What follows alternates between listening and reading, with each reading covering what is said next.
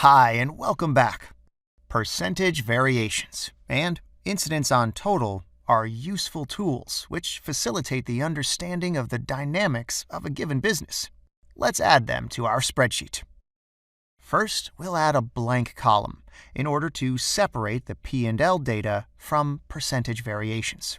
We can reduce the size of the new column to 1.25 in the column width menu. Okay, now let's copy the format of the titles and write two new titles. We will have just two columns, one with percentage variation between FY16 and FY17, and another one with the percentage variation between FY17 and FY18. Now I will copy a ready-made formula, which we have in the box over here, and you can use it in all of your future models.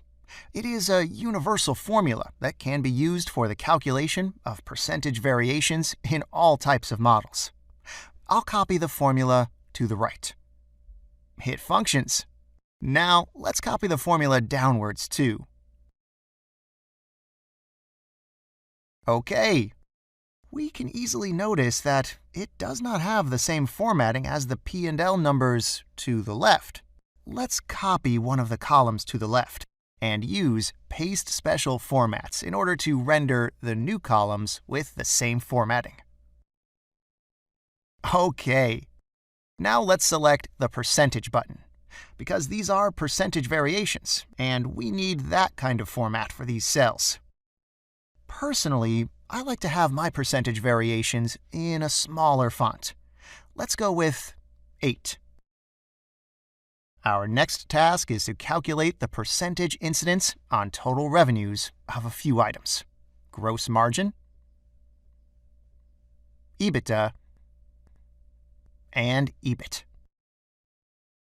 Going to C27 and dividing gross margin on total revenues, we obtain the gross margin percentage of the company in FY16. By copying the formula to the right, we obtain the gross margin incidence for the other 2 years. Let's calculate, in the same way, EBITDA and EBIT percentage on total revenues on the other 2 rows below. These will be our percentage incidences on total revenues. After we are ready, we can add a few formatting details to our work. Color in the cells in light gray, and give them a font of 8, just like the one for percentage variations. After the adjustments that we made, our P&L looks much better. Thank you for watching.